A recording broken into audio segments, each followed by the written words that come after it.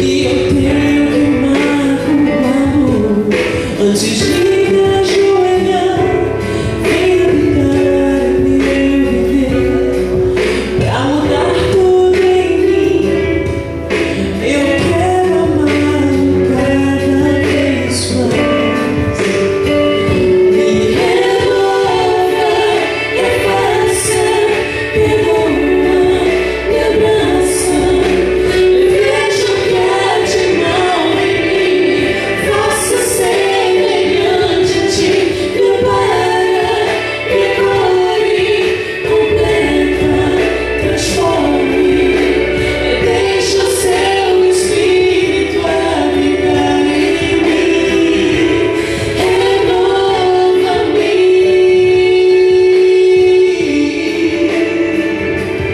Pai, renova-me. Vem ser o meu refúgio, abrigo e proteção. Vem ser a luz que ilumina todo o meu viver. Me toma pela mão, me faça ser a ti. Eu quero amar cada vez mais. Me renova, refaça, perdoa, me abraça. Veja o que há de mal em mim, faça semelhante a ti. Prepara, recolhe, completa, transforme. Deixa o seu Espírito habitar em mim. Renova-me.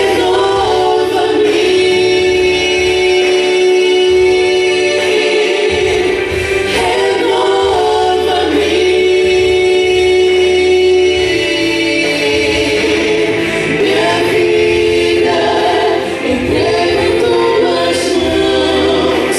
Eu quero ser, ó Pai, mais semelhante a ti. Ó Senhor, renova-me,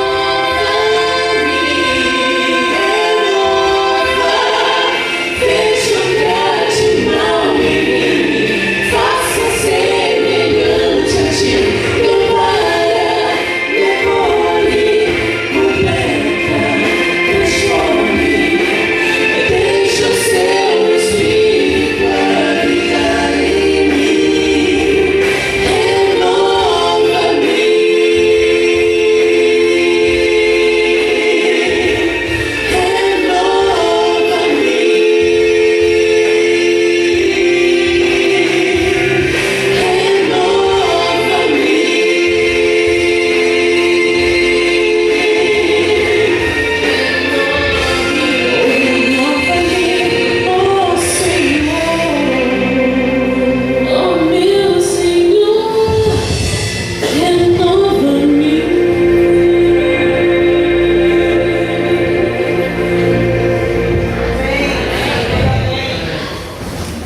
Continue sozinho na minha missão.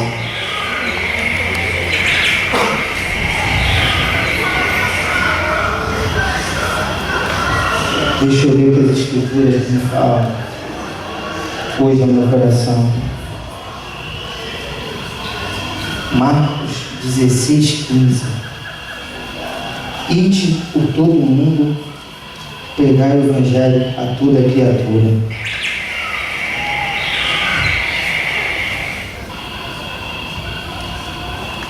Soldado Johnny? Meu Deus! Soldado Johnny! Levanta, soldado Johnny! Levanta, soldado! Venha, soldado! Acorda! Soldado Johnny! O que aconteceu com você, soldado? Onde estão aquelas meninas? Capitão, não lembro de quase nada, capitão. Eu não sei o que aconteceu, não sei te explicar, capitão. Minha cabeça dói muito. Capitão, apenas consigo lembrar de algumas coisas. Eu lembro da naquela hora que nós estávamos passando pelo vale do juízo desigual, e o Senhor falou para mim não olhar nem para a direita nem para a esquerda, mas eu vi duas belas mulheres, e aquelas mulheres me atraíram, capitão. Eram duas belas mulheres, a mulher ilusão e a mulher tentação. E eu caí no desejo da carne, capitão. No início, capitão, eu achava que eu podia controlar tudo. Eu pensei que eu estava no controle, mas eu fui perdendo o controle, abandonei o Senhor, me perdi no caminho, capitão. E aquelas mulheres me abandonaram, e eu estava aqui perdido. Eu não me lembro de quase nada, capitão. Veja as minhas coisas, olha como aquelas mulheres me deixaram, capitão. Eu caí no desejo do carro, capitão. Não fique assim, soldado. Eu tenho algo para dizer para você. Capitão, eu não sou digno de pertencer ao exército do Senhor, capitão.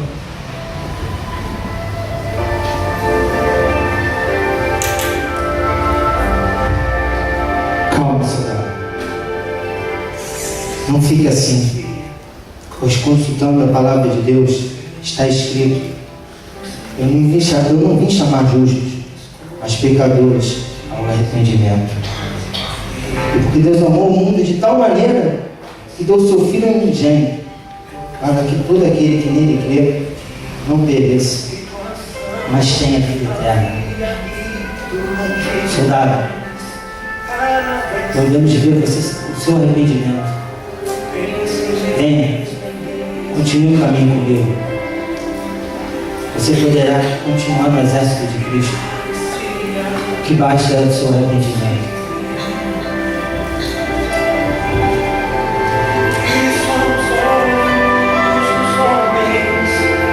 Vamos, soldado. Capitão, realmente foi o Senhor que te enviou para me salvar, para me resgatar novamente. Nesse momento, Satanás fala no meu ouvido que eu não sou digno de pertencer ao exército do Senhor, mas o Espírito Santo fala no meu coração neste momento: ainda que os teus pecados sejam vermelhos como o carmesim, eles se tornarão brancos como a alva lã. Desfaça as tuas transgressões como a névoa e os teus pecados como a nuvem. Quando passares pelas águas, eu serei contigo. Quando pelos rios, eles não te submergirão. Quando passares pelo fogo, não te queimarás, nem a chama arderá em ti. Seguirei na missão com o Senhor, capitão. Vamos, soldado, pegue suas coisas.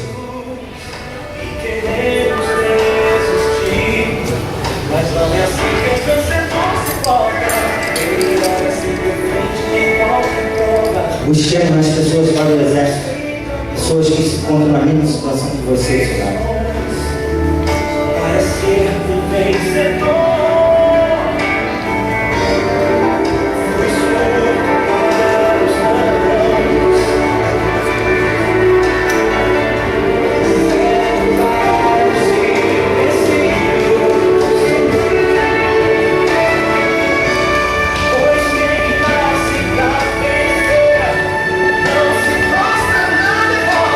Estamos perto do monte.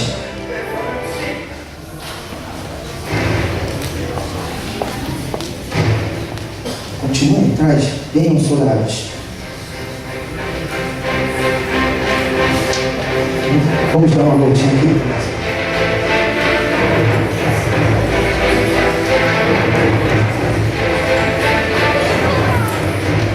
Falta um pouco.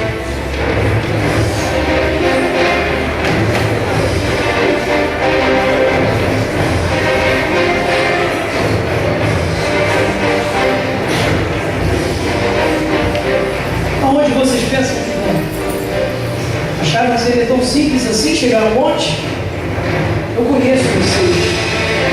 Eu sou o general das trevas e vocês não são soldados cristãos. Vocês são uma farsa. Vocês pertencem ao meu exército. Não pertencemos. Fazemos parte do exército de Cristo.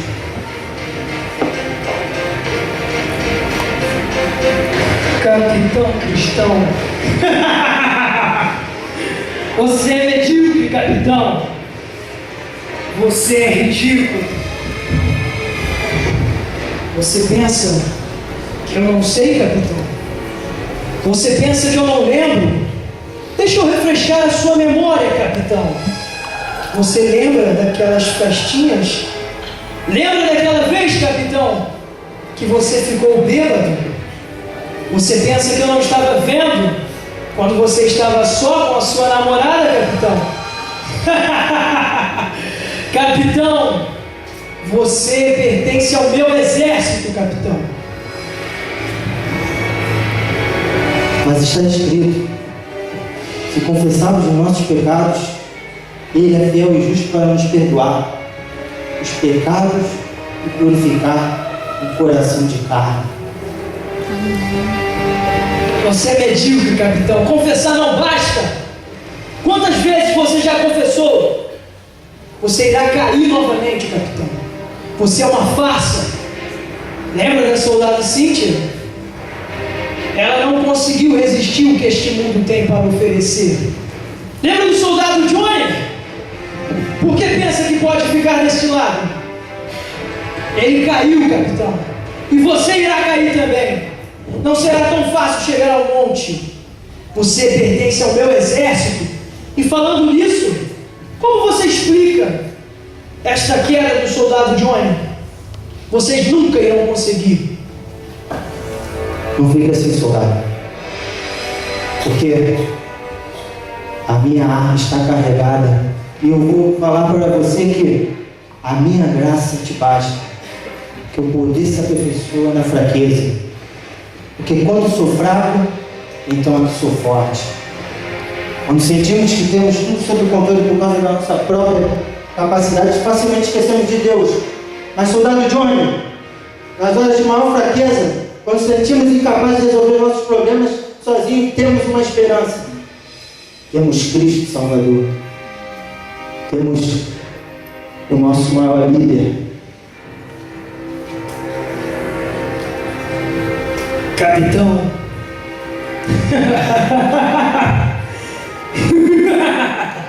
A sua arma pode estar carregada. A sua arma pode estar armada, capitão. Mas você não conseguirá chegar. Ou você solta essa bandeira por bem, ou irá soltar pelo mal, capitão. Eu não vou permitir que você prossiga.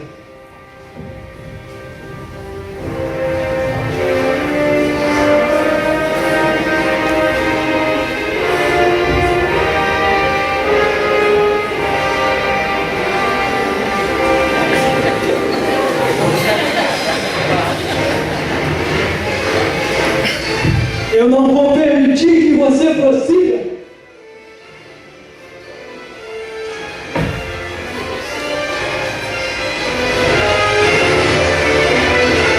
Oh, meu Deus! Senhor, senti nada do Senhor, Pai. Me ajuda a enfrentar esta guerra, Senhor.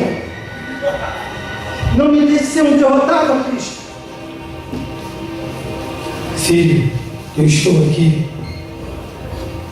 Capitão Cristão, não desista. Sempre estive com você. Você consegue. Vai, Capitão Cristão. Você consegue.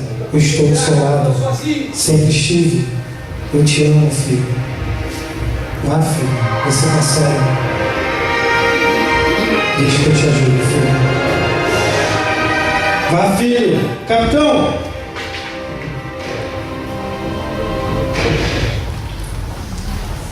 O exército de Jesus venceu!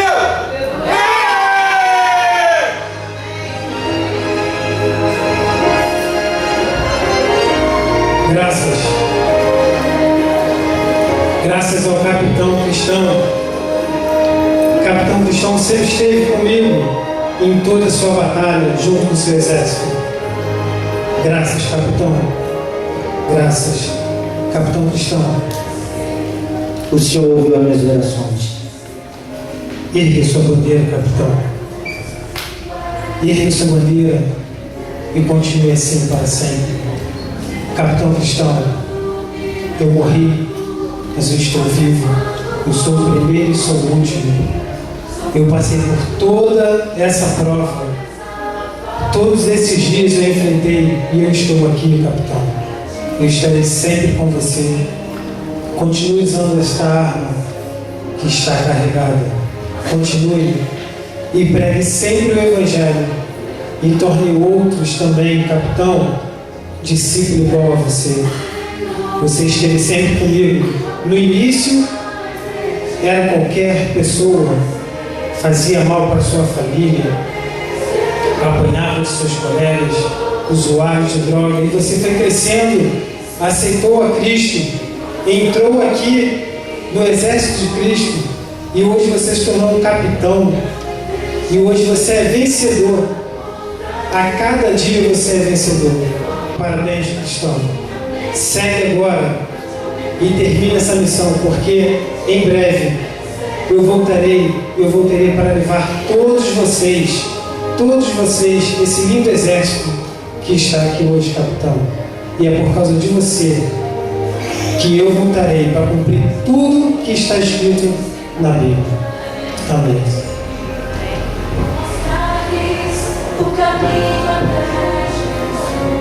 Bem, irmãos, hoje foi o nosso último dia de peça. Estamos chegando no final da nossa semana de oração. Como diretor jovem da igreja, é muito prazeroso falar que é um prazer trabalhar para Deus. Essa semana, nós, não só eu, mas como todos nós, tivemos que levantar várias bandeiras. Quem falou que seria fácil? A vida do cristão é essa. A vida do jovem adventista é essa. A cada dia temos que aprender que o inimigo, ele quer sempre nos humilhar. Ele quer fazer com que nos sentimos o lixo do lixo por causa dos nossos pecados. Mas se cairmos, nós temos um Deus que nos levanta a cada dia. Eu agradeço a Deus pela equipe que tem. Talvez pelo tempo nós não teremos como fazer determinados agradecimentos, mas agradeço também aqueles jovens que aceitaram o apelo de estar aqui. Alguns vieram todos os dias. Trabalhar para Deus é um prazer, mas para muitos não é fácil. Nós somos sempre atacados, bombardeados. Acredito que eu não seja o único, mas vale a pena, irmãos. Essa peça, engraçado que não era para ser eu, o capitão, mas Deus, um dia nós vamos entender os planos de Deus. Quero dizer que eu tenho vários nomes para falar em específico, mas tem alguns que eu não vou citar, mas era para estar outra pessoa aqui no meu lugar, outro jovem de valor, que talvez o talento dele seja superior ao meu. E sentimos a falta dessa pessoa aqui. Sentimos a falta de muitas pessoas aqui. E só orando para a gente entender o que Deus tem para nós. Eu agradeço porque encontrei esse jovem, aceitou alguns apelos, acredito que nem foi o meu, que eu liguei várias vezes, mas ele apareceu, eu agradeço. Agradeço por um amigo que convidei, esteve aqui todos os dias da semana. E agradeço a você que aceitou o apelo de um amigo, de um vizinho, aquele amigo que não vem há vários dias aqui. O que devemos entender, irmãos, é que a mensagem é que devemos ser vencedores a cada dia. Eu quero convidar a igreja para ficar de pé e nós vamos doar esse hino, junto com a equipe de louvor, Vamos doar o hino vencedor a cada dia. Que a cada dia você levante sua bandeira. Hoje a direção jovem, hoje não, essa semana firmou a bandeira de que temos que trabalhar para Cristo. Que você levante sua bandeira e firme ela no alto do monte.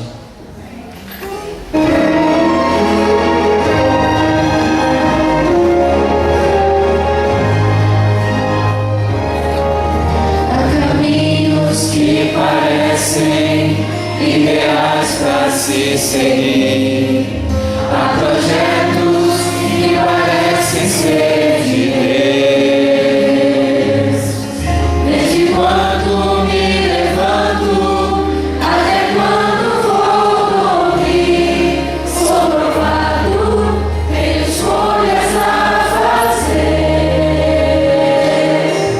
Cada dia que eu vivo é um milagre singular, mas também tenho lutas pra enfrentar.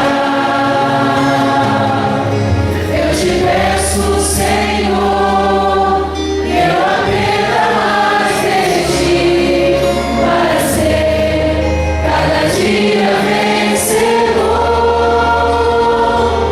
Eu me entrego a ti, Senhor, em oração aqui estou, pra pedir que não me deixes pecar contra ti. Com teu amor em minha mente, que eu te obedeça humildemente, vencedor, cada dia eu sou.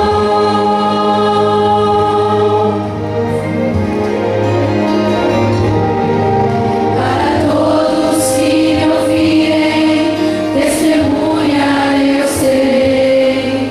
Vou mostrar-lhes o caminho até Jesus.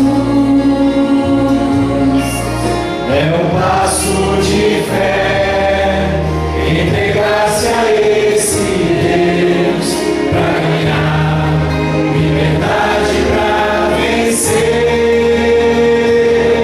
Eu me entrego a ti, Senhor, em oração aqui estou, pra pedir que não me deixes pecar contra ti. Com teu amor em minha mente, que eu te obedeça humildemente, vencedor, cada dia eu sou. Eu nada tenho em mim mesmo, preciso crer e confiar, alimentar-me da palavra, jamais deixar de orar. Eu me entrego a ti, Senhor, em oração aqui estou, pra pedir que não me deixes pecar contra ti. Com teu amor em minha mente, eu te obedeça humildemente, vencedor, cada dia eu sou. Cada dia Por tua graça, até tua volta, vencedor eu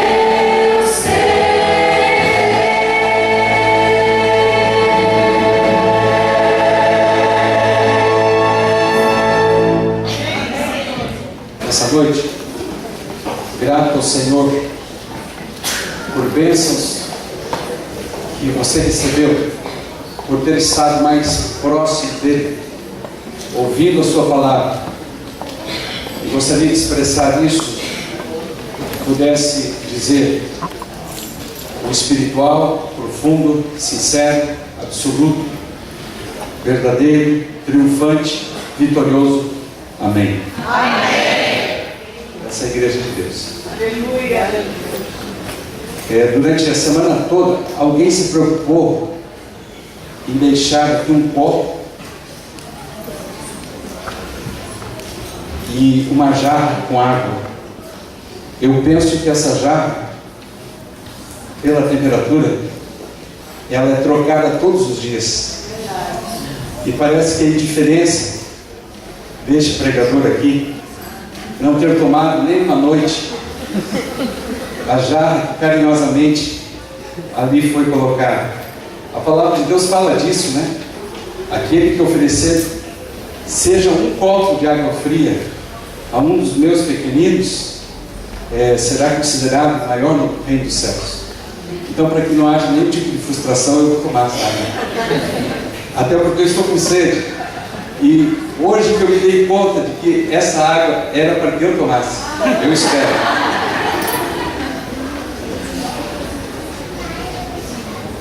Quando te ver outras pessoas tomar água da sede, né?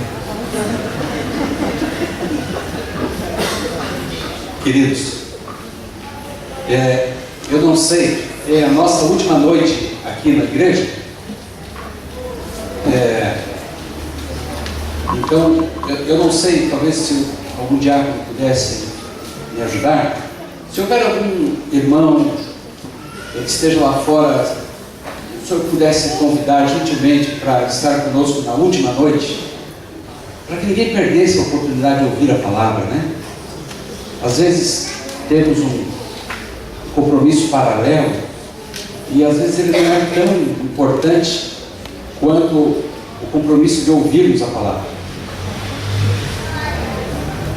Havia um pregador que todas as ocasiões em que ele ia pregar, ele havia falado com o chefe dos diáconos e dizia assim: olha, eu tenho um problema muito grave na hora de pregar e eu preciso tomar leite.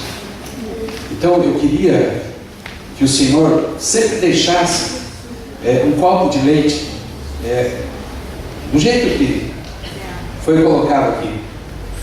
O diácono estranhou, porque geralmente ele servia água, mas já que aquele pastor, aquele pregador havia pedido leite, ele deixou lá um copo de leite gelado para a pregação. Então, na primeira pregação do pastor daquela igreja, num dado momento da pregação, ele disse: irmão, me perdoe, mas é um costume que eu trago desde criança. No meio da minha fala, eu me canso um pouco, eu tenho que tomar um copo de leite. E ele então pegou aquele copo de leite e ia virando, sorvendo aquele leite. Os irmãos admirados nunca tinham visto aquilo. E ele tomou todo aquele copo de leite e disse: obrigado, Senhor. E continuou a sua pregação. No outro sermão, as coisas estavam fluindo bem. E assim foi por um ano. Até que um dia, os jovens da igreja, muito especiais, disseram: olha, o pastor está completando um ano aqui na igreja. E foram lá falar com o diácono. Disseram assim: senhor diácono, será que o senhor não nos deixaria servir o leite do pastor? E o diácono olhou para aqueles jovens, tão solícitos, né?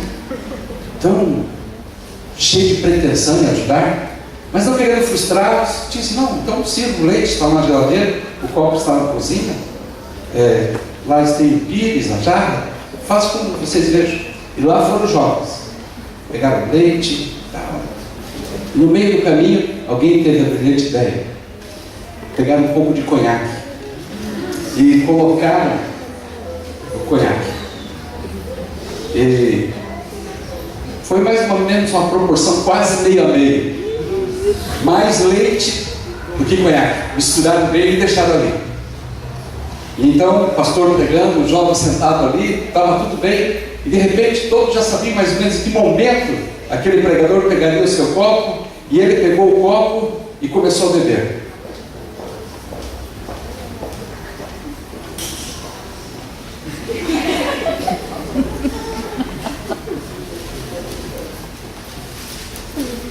Irmãos, que vaca!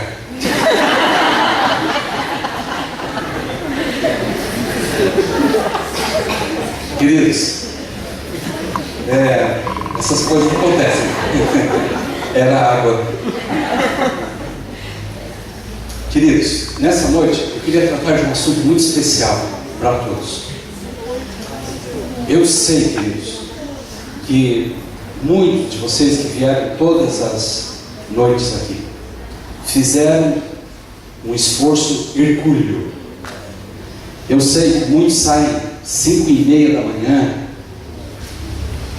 pegam um ônibus, metrô apertado, pegam um trânsito terrível, tem atividades de trabalho na escola, na faculdade, a educação dos filhos, cuidar do lar, desafio do dia a dia. E depois alguns fizeram o sacrifício ainda de vir para a igreja sem ir para casa. Então eu quero de coração agradecer a todos que durante essa semana se fizeram presentes. A você que não pôde estar, mas hoje, por ser o dia do Senhor, o sábado que começou há 2 horas mais ou menos, e pôde vir hoje, Deus seja louvado por isso. Amém? Eu queria até que, se você ainda não pôde dar um feliz sábado, você fizesse isso agora, para quem está ao seu lado, que está atrás de você. Fale um feliz sábado para esse irmão. É o dia do Senhor.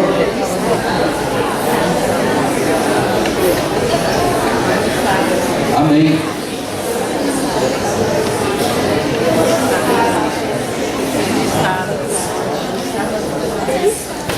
Muito bem. Eu falo e você repete, pode ser? Este é o dia que o Senhor nos deu. Cantemos um louvor ao nome seu. É o sábado. Deus te abençoe. A palavra sábado em hebraico quer dizer descanso, Shabbatá, ou Shabbat. E vocês durante essa semana viram no domingo que nós tratamos sobre esse assunto. Falamos lá no Novo Testamento, no capítulo 4, do verso de número 1 até o verso de número 11, o convite que o Senhor nos faz para entrar no seu descanso. E o escritor de Hebreus diz assim: ainda falta alguns para entrarem no meu santo descanso. E o escritor de Hebreus diz assim: se Josué tivesse que falar de um outro dia, ele não falaria de outro dia a não ser o sábado. Esse texto é muito forte, não, irmãos? E aí por fim ele faz um apelo para aqueles que ainda não entraram no sábado, e um apelo para aqueles que também estão no sábado. Hoje, se ouvirdes a minha voz, não endureçais o vosso coração. Hoje, quem sabe, o Senhor diz a você assim: você que é crente, você que é sincero, você que tem estudado a verdade, não meia verdade, mas toda a verdade. Porque o livro de São João, no capítulo 3, a partir do verso 8, diz: e quando o Espírito da verdade vier, ele vos conduzirá a toda a verdade. Então nós precisamos estudar toda a verdade, e toda a verdade está revelada por Deus a nós.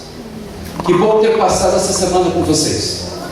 Hoje eu almocei com Lautons. Fui numa casa onde nós estávamos em 6 ou 7 pessoas, mas poderia ter 14. Uma comida assim maravilhosa. Um feijão muito bem temperado. Foi terrível, espantoso. Não ficou pedra sobre pedra. Que coisa linda o povo de Deus, né? O povo de Deus cozinha tão bem.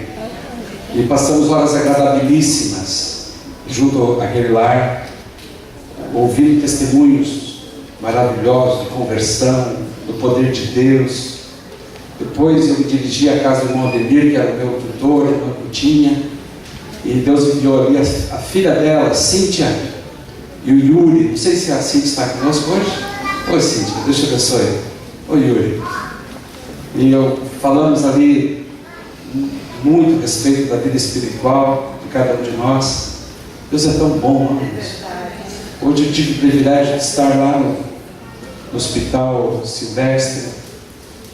Alguém às 6h15 da manhã me levou para lá e conheci aquela instituição maravilhosa, que Deus tem um propósito muito bonito para aquele local.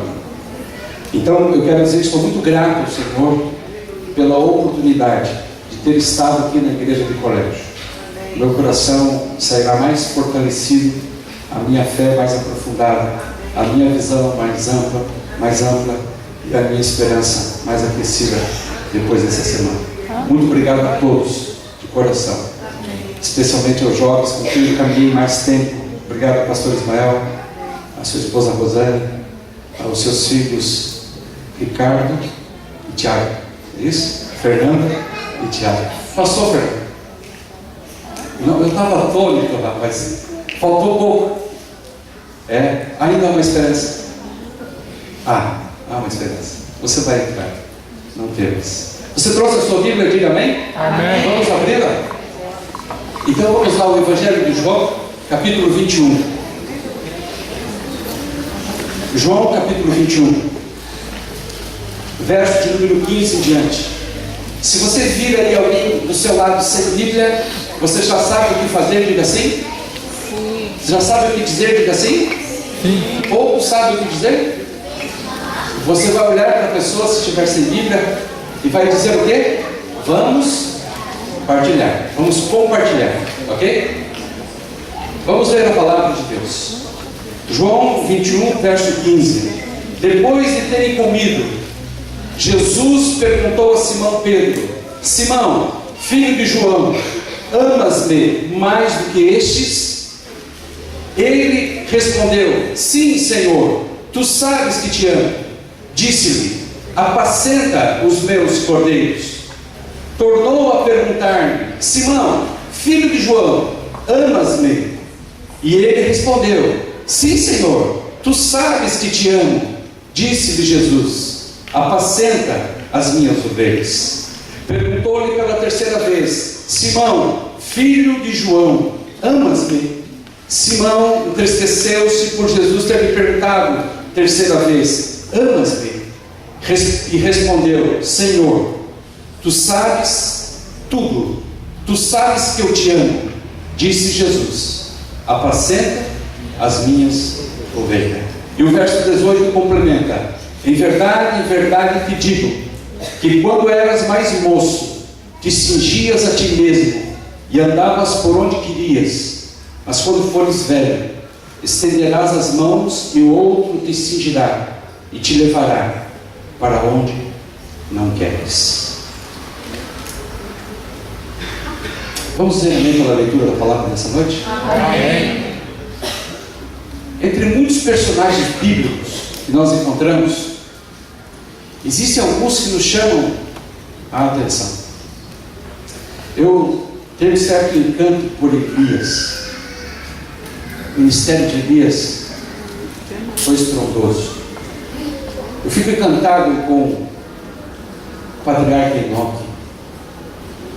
Quando eu vejo o caminhar de Adão e o título de honra que ele recebeu, de um pai da fé, o amigo de Deus, eu fico pensando: que poder é esse?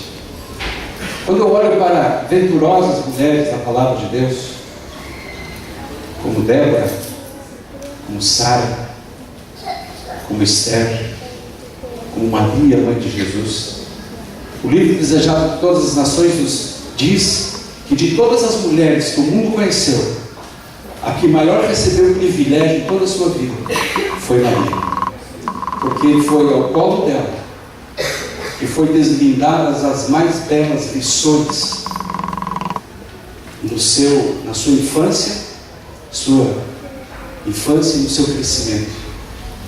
Ela foi um objeto especial de Deus. Que privilégio!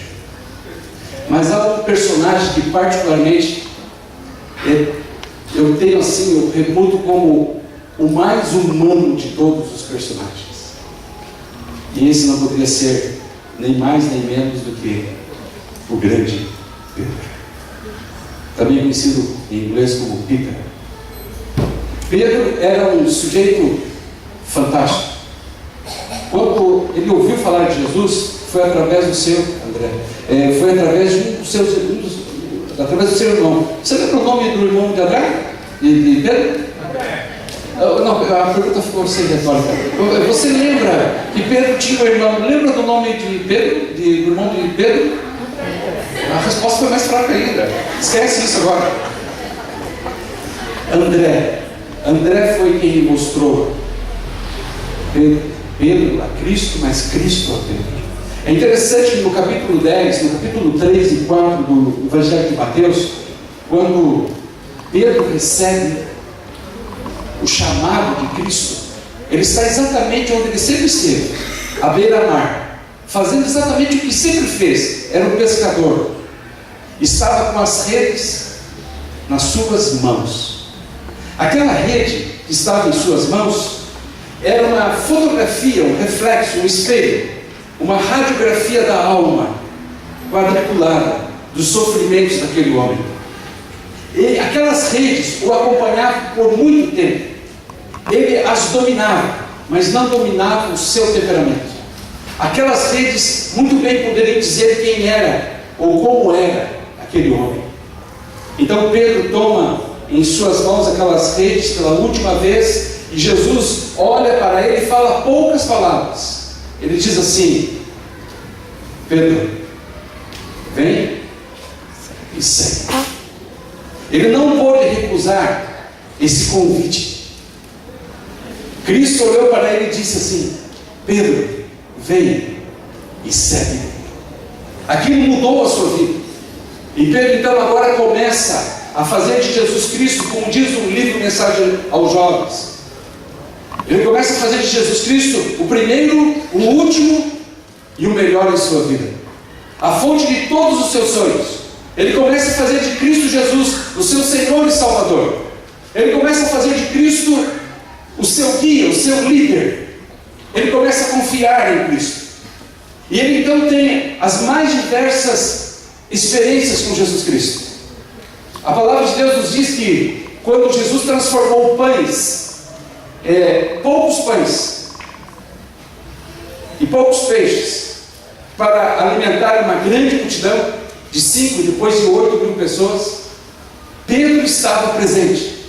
O relato bíblico não nos diz que é Pedro, mas certamente pela estratégia, pela logística do contexto, certamente Pedro estava ali. Quando houve um alvoroço nas calmas águas da Galileia, e elas começaram a ficar revoltas, e Jesus dormia, então os discípulos diziam: Senhor, vamos perecer. Então Jesus se levanta e diz: homens de pequena fé. Pedro estava no meio. Em outra ocasião, Jesus aparece no meio de uma tempestade, caminhando, e Jesus olha para aquele grupo que também estava perecendo, e Pedro diz assim: é um fantasma. Interessante a palavra fantasma na Bíblia, né? Não tem a mesma conotação dos dias de hoje, mas ele diz: é um fantasma. E Jesus começa a entabular um diálogo com Pedro, e Pedro então fica olhando aquela imagem, e Jesus o acalma dizendo: Pedro, não te assustes, sou eu. Então o colérico, o sanguíneo Pedro desafia Cristo, e ele diz assim: mestre, se realmente fores tu, envia-me. Então ele diz: vem, Pedro. E Pedro então subjuga no poder de Deus a lei da gravidade. Ele começa a caminhar sobre as águas. E talvez alguns digam isso, que não é possível. Eu não quero entrar no mérito da questão, mas eu não sei qual foi a vez que você pegou uma luneta e ficou a contemplar as crateras da lua. Você fica por um tempo olhando e você fica sem palavras. Eu não sei se você já pôde ver os anéis de Saturno, mas se você ainda não pôde ver, eu já vou te fazer uma aviso de antemão. Os anéis de Saturno coloridos são formados por gases. E eu pergunto: por que Deus foi colocar, porque eu sou criacionista, por que Deus foi colocar lá, tão longe de nós, um planeta mais belo do que o planeta azul? E milhões e bilhões de pessoas jamais viram por um telescópio, por um Hubble ou coisa parecida, a beleza desse planeta. E eu vou mais longe. Existem, segundo a ciência, peixes que estão a 4.000 metros de profundidade, absoluta escuridão, que tem uma beleza exótica cujos olhos humanos jamais os verão. Por que Deus os colocou lá?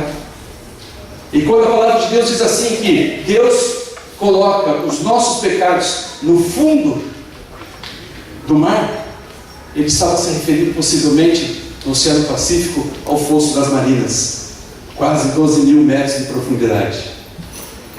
É certo que o homem pode pegar lá uma cápsula daquelas pressurizadas e ir até lá, mas ele quis dizer que os pecados que estão lá, eles são inacessíveis para o homem, e não devemos ir até lá, porque quando Jesus Cristo nos perdoa de todo pecado, ele diz assim: filho, eu te perdoei, virou a página.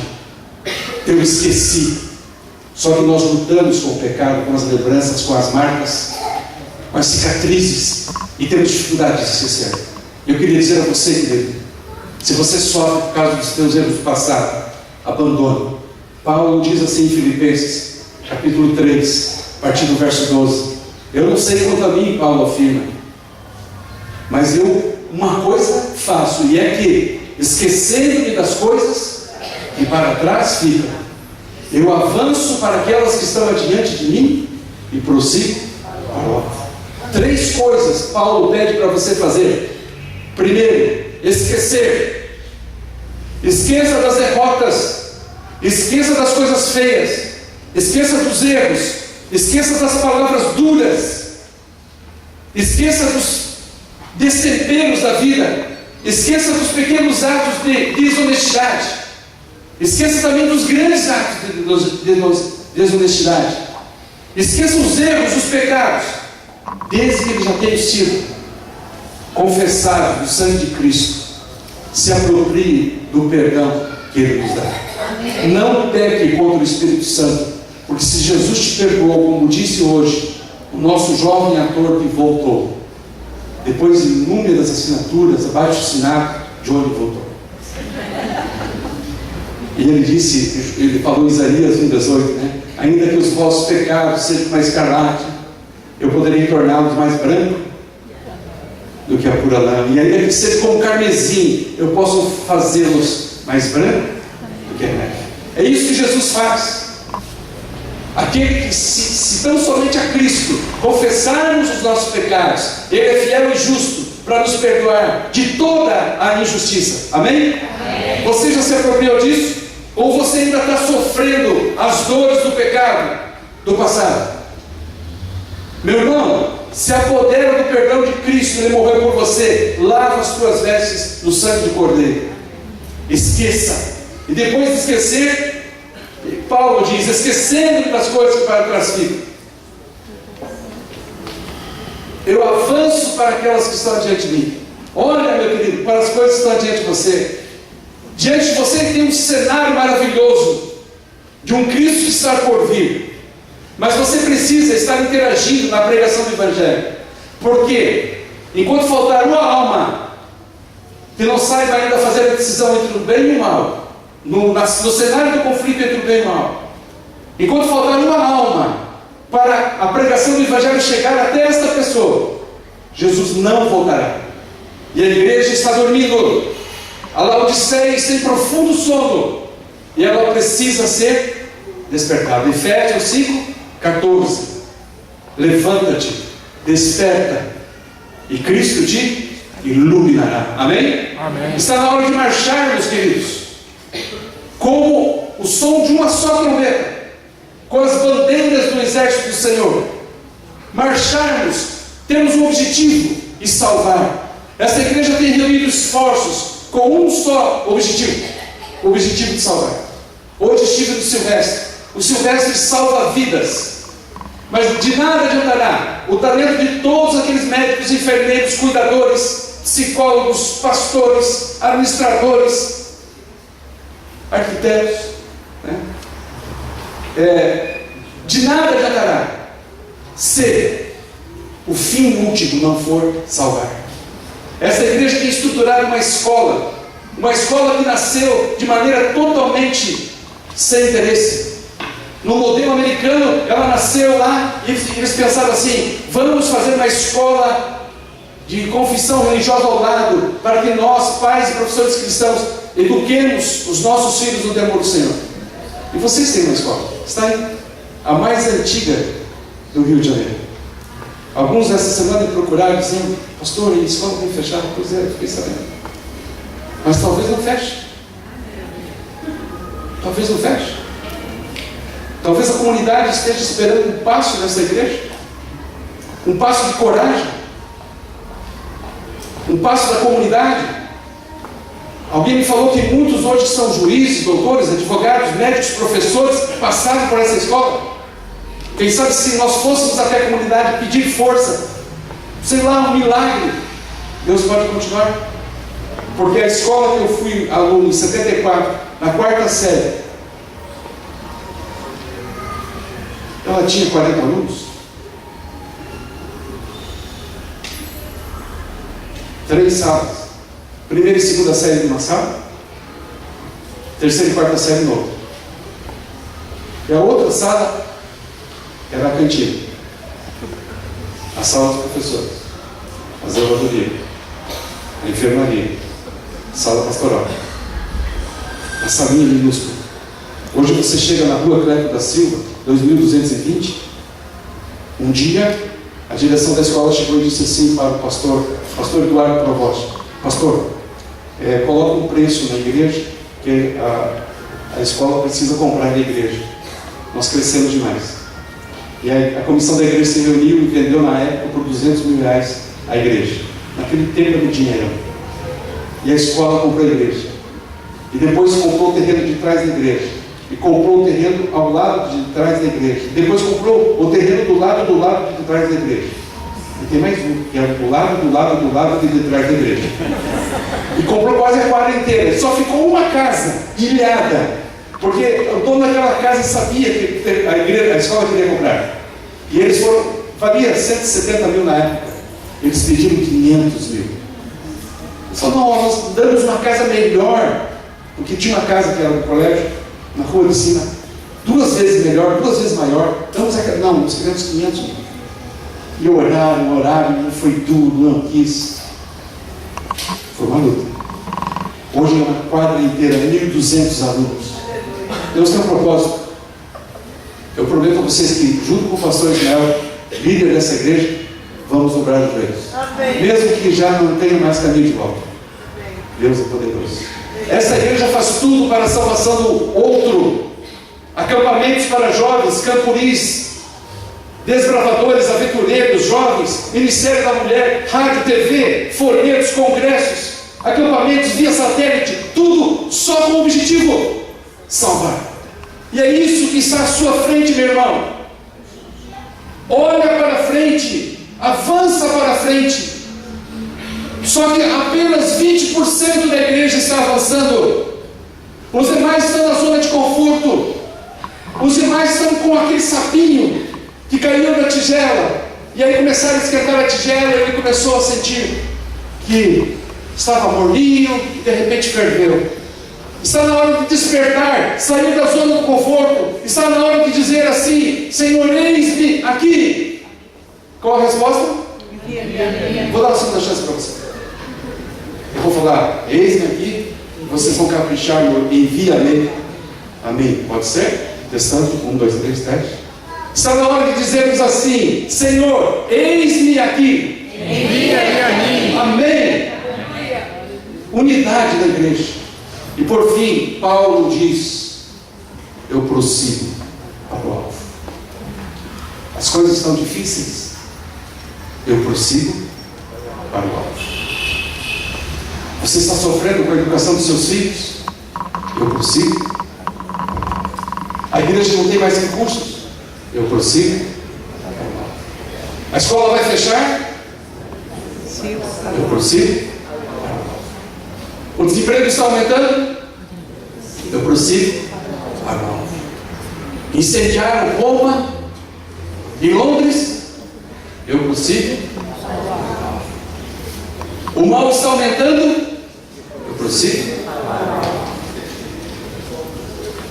Era à beira-mar. Havia algum tempo que eles não se viam. Havia um certo ressentimento. Eles não sabiam como seguir o reencontro. E agora, novamente, Pedro voltou para o mar. Que círculo que Pedro fez, né? Saiu, largou as redes, andou com Cristo 3 anos e meio, viu de tudo. Viu os pães espocarem. Eu acho que foi assim. Ele pegou aqueles pães para transformar, os pães começaram a espocar, tipo pipoca, entende? Eu acho que foi assim. Os peixes começaram a esticar, ficar um tubarão assim, aquela coisa, e cortaram em fatia. Os milagres. Pedro teve todo tipo de sensação. E agora chegou a cruz. Pedro negou a Cristo.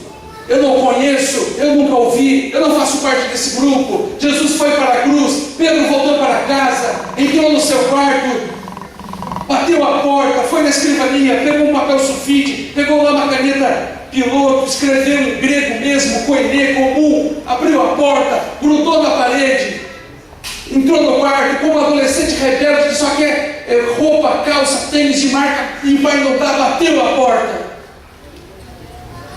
Eu não sei se existe algum estudo psicológico por que adolescente bate tanto a porta.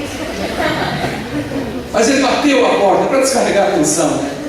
E a sua sogra, que Pedro tinha uma sogra, foi até lá, caminhou até a porta e leu.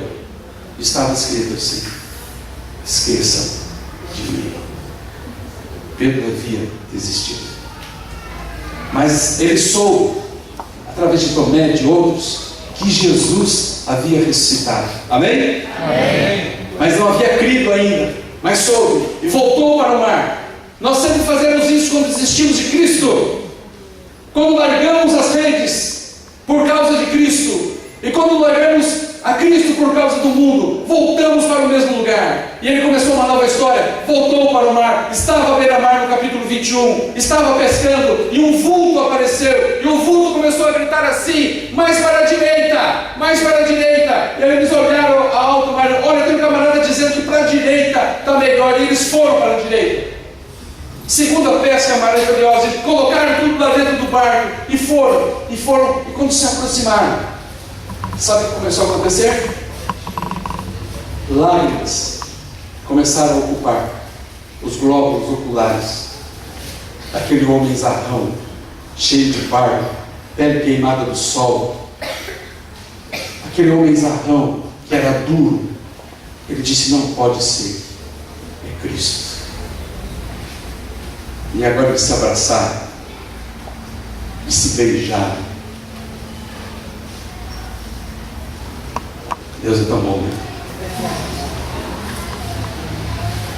Preciso de você agora. Come here, please. Come here, rapidinho. Pega o microfone. Você ensaia, que é dom natural, a gente não discute. Você vai ser o Pedro. Tá? Embora eu não tenha o biotipo adequado, você ser Jesus. Olha Jesus, o perfil de Jesus.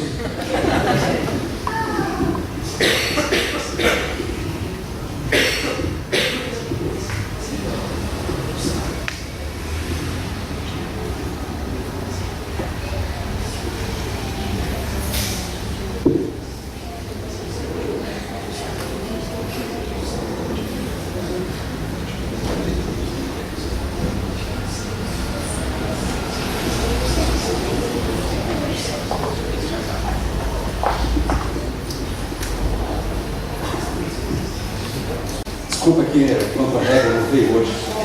Imagine Jesus à beira-mar. É o reencontro.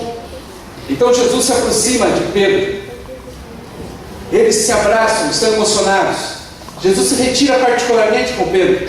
Jesus não constrange as pessoas, porque Jesus Cristo é a verdade, o caminho e a vida. E a verdade não constrange ninguém. A verdade constrange o pecado, mas não constrange o pecador.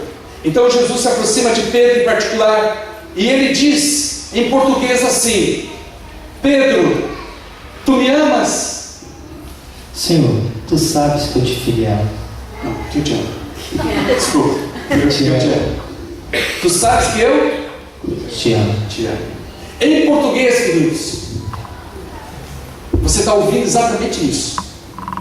Tu sabes que eu te amo. Nada mais do que isso. Dizem por aí os apaixonados que amor é diferente de paixão, e que amar tem vários níveis. Desde o eu me interesso, eu me apaixono, eu gosto e eu te amo, né? E a mulher, queridos cavaleiros presentes com Recife, ela tem uma necessidade biológica emocional, existencial, filosófica, até espiritual, de ouvir do seu cônjuge, namorado, esposo, essas 3 palavrinhas mágicas: eu te amo. E os esposos ficam se contorcendo, parece com medo de louco, não conseguem às vezes falar. Tem que falar, e tem que exercitar, e tem que falar, porque a mulher precisa ouvir eu te amo. É como ouvir, tipo, uma bolsa nova. Qual é a mesma coisa? Queridos, nem em português, no capítulo 21, você está ouvindo exatamente isso, mas agora em grego o diálogo é diferente. O diálogo é mais ou menos assim: Jesus chega para Pedro e diz: Pedro, tu me agapas? Senhor, tu sabes que eu te fiel.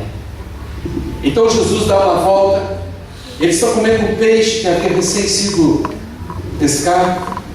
Jesus comia peixe, delicioso. Jesus dá uma volta e pergunta novamente para ele: Pedro, tu me agapas? Senhor, tu sabes que eu te agarro. Agora, fiel. Ô Pedro, é o seguinte, eu sei que você quer me agapar, mas você não está conseguindo. Eu te amo, eu te fiel, eu te agarro, Senhor. Ok. Queridos, para o grego existiam 5 tipos de amor: o ágape, o filéu, o eros, o storge e o quinto eu esqueci. Mas cada um desses amores tinha um compartimento. O eros, Pedro, onde você vai? Por favor, está descansado. O eros era aquele amor que você fala para sua esposa, para sua namorada. Você fala assim: eu te amo, eu te amo.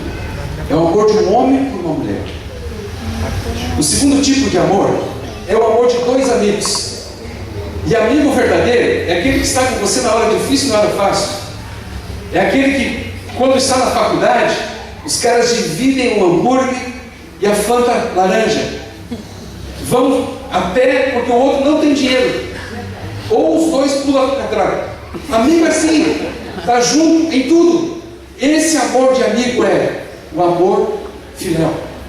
Nós brasileiros, homens, as mulheres é mais fácil isso, mas homem não pega bem dizer assim: eu te amo. Mas em Cristo seria maravilhoso a gente poder dizer assim: Johnny, eu te amo. E não existir nenhum tipo de maldade, de preconceito, de dor nisso. Mas o mundo está tão poluído. Então Jesus pergunta uma, Jesus pergunta 2, e agora Jesus pergunta para ele: Pedro, tu sabes me responder uma coisa, Pedro? Pedro, tu me agapas?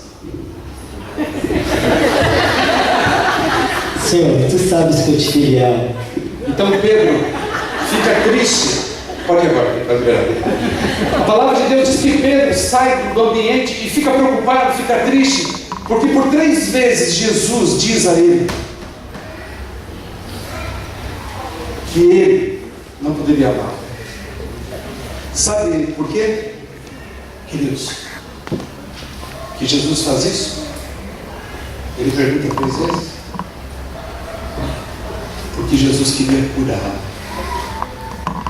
Fazia pouco tempo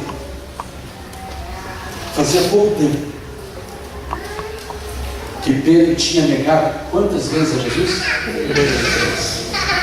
Pedro carregou assim, como se carregasse seu apêndice.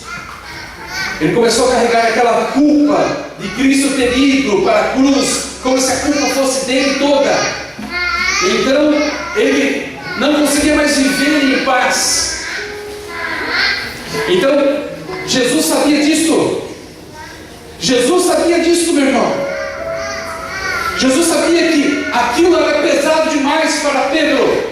Uma consciência culpada. Observe como o pecado faz conosco, os seres humanos, desde a sua existência. Foi assim com Adão e Eva. Eles entretinham uma comunhão perfeita, aprofundada com Cristo. Assim que entrou o pecado, esconderam. E aí começou a projeção de culpa. Houve uma confrontação que a Bíblia chama de confrontação noutética. Deus chegou para Adão e para Eva e os confrontou com a luz da sua palavra, com a noutesia. A palavra noutesia vem do grego, que quer dizer a presença do Espírito Santo. E o Deus Pai confronta os primeiros filhos nouteticamente. Aonde estás? E qual foi a resposta de Adão? A mulher que tu me destes me deu do fruto e eu comi. Você sabe como é que se chama isso? Projeção de culpa. Eu errei, não consigo suportar isso. E sabe o que eu deveria fazer?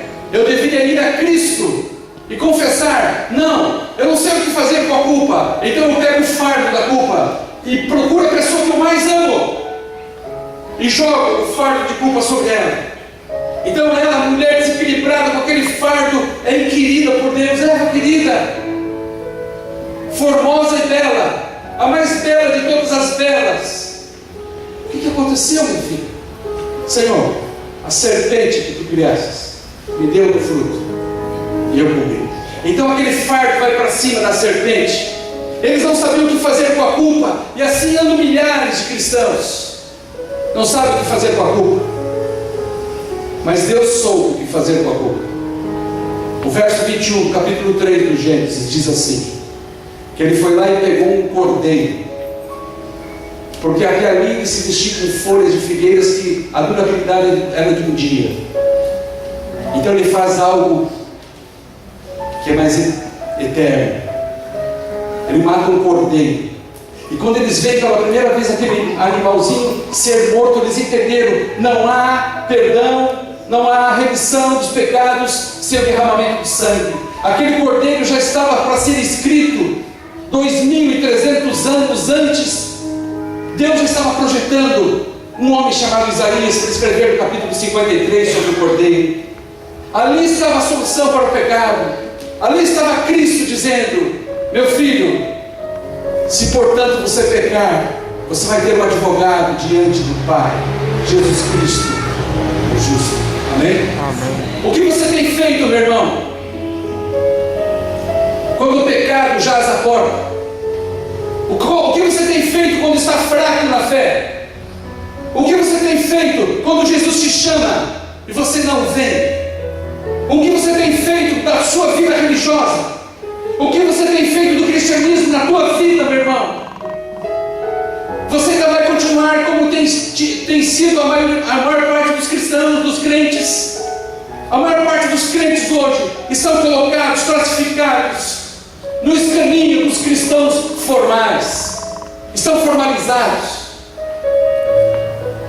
Se ambientaram dentro de regras, de normas, de fazeres e não fazeres, e especialmente de ter ou ter. Mas Jesus te chama para ser, porque Ele se importa com o teu coração. Eu preciso acabar essa mensagem, e eu pediria que você inclinasse a sua fronte agora. Eu quero orar com você. Pai querido, eu quero te agradecer, Senhor, pelo dom da salvação que um dia todos nós encontramos em Jesus. Amém, Senhor. Eu te agradeço pela vida de cada pessoa que adentrou as portas desta igreja durante toda essa semana. Pelas nossas crianças, pelos nossos adultos, pelos nossos jovens, pelos nossos queridos e aconchegantes idosos, pelos amigos que foram convidados de perto e de longe, pelos que vieram e voltaram, pelos que vieram e nunca mais voltaram. Que a tua graça esteja sobre todos. Amém. Bandeiras foram levantadas em teu nome. Verdade. E nós te agradecemos, ó Pai, porque a partir dessa semana estamos um pouco melhores contigo e oramos em Jesus. Amém. Queridos, aí estão as bandeiras do exército de Israel. Qual que você teve que erguer essa semana? Foi a leitura da palavra de Deus? Foi a guarda do sábado? Foi a comunhão diária? Aquela que você se esconde com Deus, que ninguém conhece a não ser você e Ele? Qual foi a bandeira que estava caída? Foi a bandeira da pessoa do Espírito Santo, que sem você saber, talvez você estivesse entristecido. 15 motivos: divertimentos impróprios, namoros inadequados, relaxo na observação do sábado, inveja entre obreiros de instituições religiosas, quando desconfiamos do amor de Deus e das suas promessas, quando temos o temor. Tudo isso entristece o Espírito Santo. Eu não sei qual bandeira você teve que erguer na tua vida, mas nessa noite, queridos, eu queria te convidar para erguer a última bandeira das noites, e essa é para valer. Você não pode ficar de fora dessa. Bob era um menino de 17 anos. O maior sonho de Bob, sabe qual era? Era de ter a sua primeira motocicleta. Desde os 14 anos de idade, Bob tinha o sonho de ter uma motocicleta. E ele sempre tentava guardar alguns dólares para que quando estivesse chegando aos 18 anos, ou com a autorização do seu pai aos 16, nos Estados Unidos, ele pudesse ter uma motocicleta. A verdade é que ele trabalhou, cortou grama, entregou jornal, fez de tudo, vendeu limonada, aquela coisa toda, e tinha 300 dólares. E no dia que ele fez 18 anos de idade, ele prometeu aos seus amigos: vai ter lá em casa um bolo e Fanta. Todos estão convidados. E um dia depois, eu quero convidar vocês para conhecerem a minha motocicleta. Bob completou 18 anos, fez a festa, e no outro dia pela manhã saiu em busca da sua primeira motocicleta. E foi nas lojas de motos novas, motos usadas, andou o dia inteiro. E quando ele chegava numa loja, diziam para ele: essa aí tá boa, essa custa 10 mil dólares. Não faz por 300? E essa aqui, que está usada, essa aí posso fazer por 7 mil dólares. E Bob então andou, subiu, desceu, ligou, chorou e não conseguiu a sua motocicleta. Ele estava voltando para casa e voltou por outro caminho, a pé, cabisbaixo, chutando pedrinha de tristeza, pensando nos problemas, a vergonha de não poder ter cumprido a sua promessa. E ele estava andando e de repente ele olhou para o lado e viu uma oficina. Dizia assim: oficina de carros e motocicletas. Ele parou, olhou: ué, eu já tentei de tudo, vai que tem aí uma motocicleta. E ele entrou. Bateu palma, foi entrando, aquele ambiente meio escuro. Ele disse: ô vizinho. E de repente chegou um homem com macacão, limpando as mãos com uma estopa. Pois não? Posso servir? Eu estou querendo comprar uma motocicleta, o senhor não tem aí? Ih, rapaz, não tem nada, só tem carro. Não tem nada não. Mas o senhor não tem nada aí na sua oficina? Não tem. Então muito obrigado, até logo. E foi embora. Daqui a pouco o homem disse: ei, pensando bem, até que você me fez lembrar, eu tenho uma motocicleta, dá uma olhada lá. E Bob encheu seus olhos de brilho, de alegria. E chegou então, viu lá uma motocicleta com os aros enferrujados, o banco rasgado, os paralamas tortos, os freios com os cabos de aço cortados. Ali estava a primeira motocicleta de Bob. E ele disse: quanto o senhor deseja por essa motocicleta? E o homem disse: 700 dólares, tá bom? Falou: não, eu posso lhe pagar 200. Qualquer 500, eu posso lhe pagar 250, qualquer 400. 300 dólares, pode ser? Está fechado. E o homem se livrou, e o homem vendeu aquela motocicleta. Bob passou no posto, tentou encher os pneus que estavam furados, mas ele estava feliz. Faltavam ainda 2 quadras para chegar em casa. E ele então pegou aquele veículo, aquele monte de ferro, colocou na garagem do seu pai e começou a ligar para os seus amigos. Disse: venham conhecer a minha primeira motocicleta. E os amigos vieram e rodearam a moto e disseram: ei, Bob é o nosso rei. Os meninos são assim. E aí eles começaram a olhar: realmente ela vai precisar de muito conserto. E eles ficaram uma semana inteira tentando consertar a moto de Bob. Voltaram no mecânico, pediram para ele fazer um ajuste, trocaram as velas, fizeram isso, aquilo, e de repente eles ouviram o ruído da motocicleta. E Bob então colocou um capacete daqueles estilo alemão, um par de óculos que afundavam seus olhos, uma bandeirinha dos Estados Unidos, colocou seu melhor amigo na garupa e foi dar uma volta na vila. E todos os amigos andaram até acabar a gasolina. E aí entraram no final do dia com aquela moto e foram lavar a moto, e foram passar um caol, e foram fazer uma porção de coisas. Até que um amigo disse assim: puxa vida, olha que dia, Bob. Você está feliz? Eu estou muito feliz. Bob, que coisa linda sua moto. Quantas cilindradas é essa coisa? Ele disse: ó, isso aqui deve ser 150 cilindradas ou mais. Não, Bob, isso aí tem mais de 300 cilindradas ao ruído. É mesmo. Puxa vida, Bob, que cor que é essa moto? Ele olhou: são várias cores. Bob, que marca é a sua moto? Bem, a minha moto é uma... A minha moto é... A minha moto não tem marca. Não, Bob. Toda moto tem uma marca. Qual é a marca da sua moto? E então eles olharam, reviraram, fizeram de tudo e não acharam. Não, mas ela tem que ter. Então um amigo dele: vamos fazer o seguinte, vamos virá-la. E viraram. Começaram a olhar, e de repente eles olharam lá embaixo do assento que estava virado. Ele disse: Bob, achei a marca da tua moto, olha aqui, ó. A tua moto chama-se Elvis.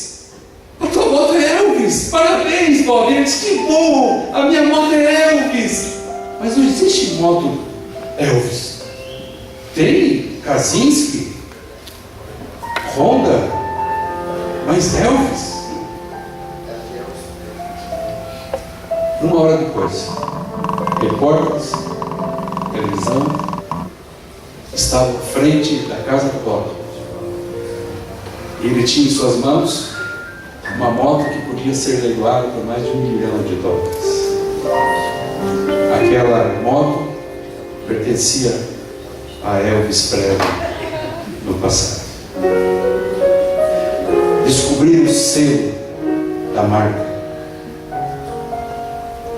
Tem muito jovem cristão, tem muito crente que esqueceu-se da marca que Jesus fez em si. Jesus fez uma marca linda em você quando Ele foi à cruz e depois a marca da salvação na tua vida. Mas Ele quer pôr mais uma marca, porque todo verdadeiro filho do rei terá duas marcas quando Ele voltar: a marca do batismo do Espírito Santo, que é o primeiro selo, e a marca do sábado, do sétimo dia, que é o dia que o mundo entrará em conflito com a verdade.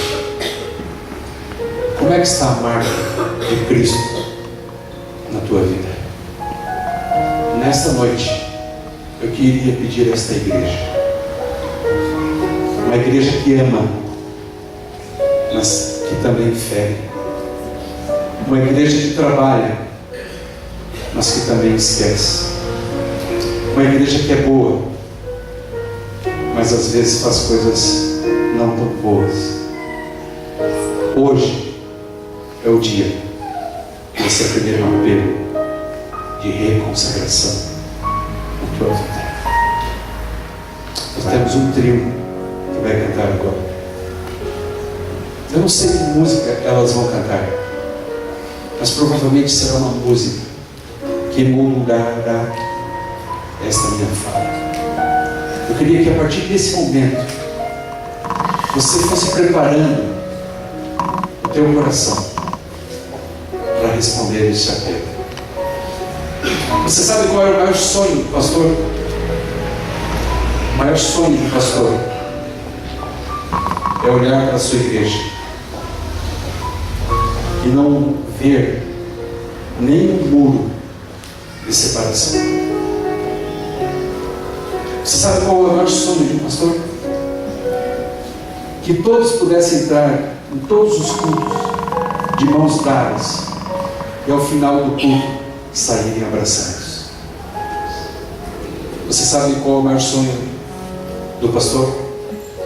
O maior sonho dele é: eis que tenho ovelhas que não são deste pastoreio e desse aprisco, a mim me convém buscá-las, e então será um só rebanho e um só pastor. Nessa noite eu quero lançar este apelo a toda a igreja. Queria que você, enquanto elas cantassem agora, começasse a orar para responder esse solene apelo. Um apelo respondendo à reconciliação. É um apelo respondendo a algum tipo de mágoa que você carrega. Larga isso, meu irmão. Isso é uma bandeira maligna. Ressentimentos, larga isso em nome de Jesus. Perdão. Se porventura você tem desacordo com alguém, hoje procura esse alguém e se humilha perante essa pessoa, ou vice-versa. Não importa a hora. Se há algum casal que está precisando de aconselhamento, aceita esse apelo hoje. Se algum líder desistiu de tudo porque ouviu coisas desagradáveis, perdoa, meu irmão. É o rebanho de Cristo. Nós vamos fazer assim. Esse apelo é para você. Esse apelo é para todos. Até para aqueles que vieram nos visitar, que precisam fazer um concerto consigo mesmos. É para você esse apelo. Elas vão começar a cantar agora. Pode começar? Pode? Eu playback? Põe o playback para a gente. Elas vão cantar agora. Eu queria que você começasse a orar. Que você viesse à frente agora para responder a esse último apelo das noites. Se prepare. Não é você, é Cristo. Não é você, é o Pai.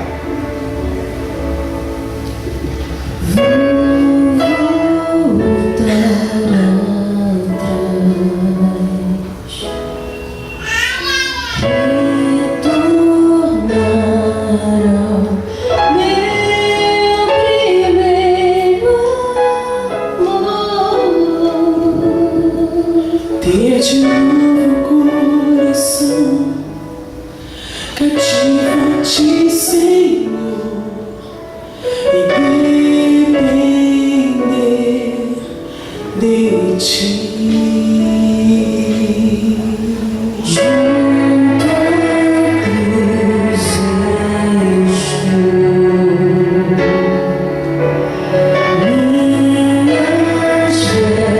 vestes.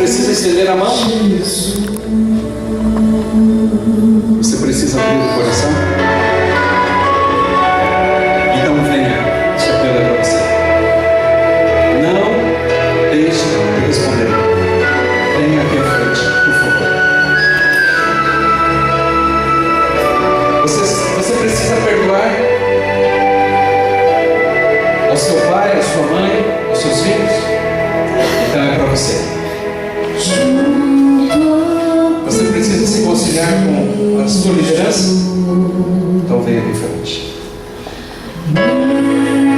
Minhas vestes quero então. Você precisa voltar a ser pessimista fiel. Ser fiel nas ofertas e dízimos. No trabalho missionário. Então vem aqui à frente.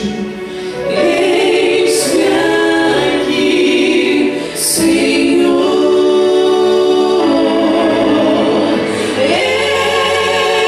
Eis-me aqui. Eis-me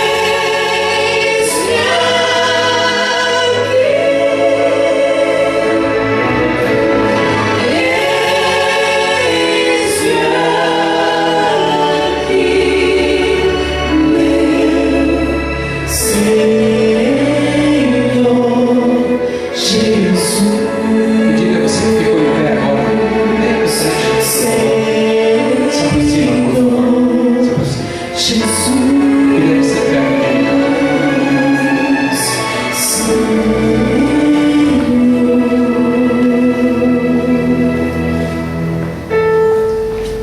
Há mais alguém que precisa fazer um concerto para valer com Jesus? Então venha bem próximo. Aperte mais aí. Venha. Nessa noite, o selo de Cristo na tua vida vai ser renovado. Por mais fraca, débil e defeituosa que possa parecer, a Igreja de Cristo é o objeto mais valioso deste mundo. Nela está todo o prazer do Senhor. Você é esta igreja.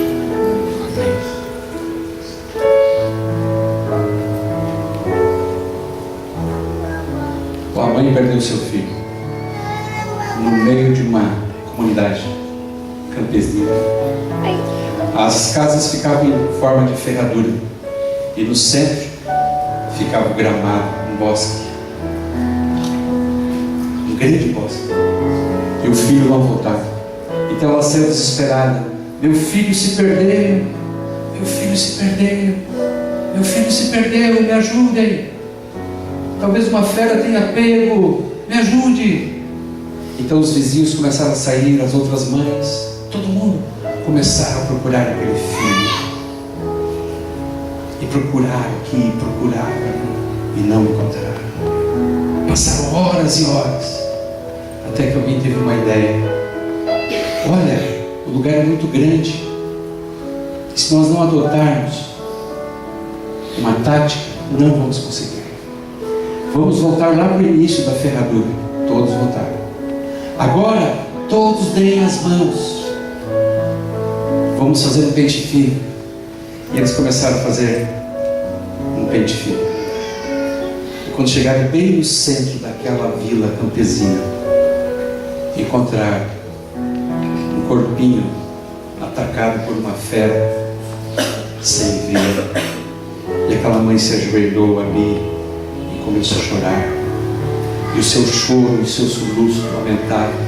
E de repente ela parou e disse: por que é que nós não demos as mãos antes? Queridos, esse é um momento que a igreja tem que se abraçar, que a igreja tem que se unir, que a igreja tem que acabar com qualquer tipo de barreira, de preconceito, de maior, de menor. Esse tempo já passou. Por que é que não demos as mãos antes? Você pode dar as mãos? Então põe a sua mão sobre o ombro. Dê a sua mão dessa forma. Põe a sua mão sobre o ombro de alguém, como a gente tem feito todas as noites. Põe o ombro. Põe no ombro de alguém. Não tenha medo. Põe a mão sobre o ombro. No ombro. Aqui, irmão. Alguém pode pôr a mão aqui? Esse ombro? Põe, alcança. Nesse ombro alguém pode alcançar? Esse ombro lilás? Obrigado. Tem mais ombros sem mão? Coloca uma mão sobre o ombro. Aproxima-te. Nós fazemos isso aqui algumas noites. Você precisa sentir. A gente faz a simbologia, né, John? Que esta mão é a mão que representa a mão de quem? De Cristo. Vem aqui, Cid. Põe a tua mão sobre o meu ombro. Aí, a mão de Cristo, quando você sair daqui, ela estará sobre você. Amém. Dá uma mexidinha com amor, só para que o camarada acorde. É a mão de Cristo. Ele te ama. Eu quero orar com você, por você. Podemos? Na sua frente. Pai, que linda é esta cena. A cena de mãos que tocam o outro. Pai, a tua mão é suave. A tua mão é salvadora. Isaías diz que a tua mão está estendida para que possa salvar. Amém. A tua mão cura. A tua mão lança o mais acérrimo de todos os apelos ao perdido. Quando diz, aquele que vem até mim, de maneira alguma lançarei fora. Amém. Pai, eu quero te suplicar nessa noite. Coloca a tua mão sobre esta igreja.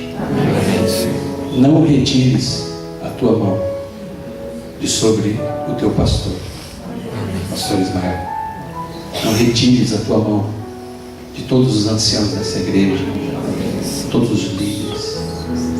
Reveste, Pai, com a tua mão os jovens. Os jovens são a coisa mais linda que existe nessa igreja.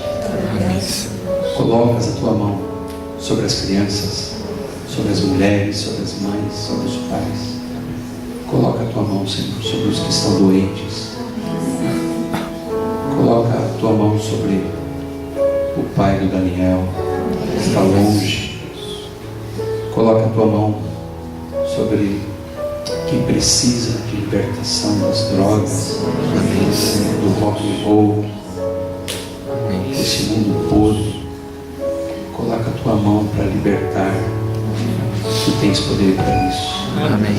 E eu termino dizendo que a graça de Jesus, que a iluminação da pessoa do Espírito Santo e que a presença de Deus o Pai se faça com todos, desde agora e para todos sempre. Amém. Tira a mão. Você já pensou que você vai dizer para essa pessoa que você colocou a mão sobre o ombro? Você tem que dizer coisas muito doces em Cristo Jesus. Você vai dizer, me perdoa, irmão, para alguém hoje? Não perca essa chance.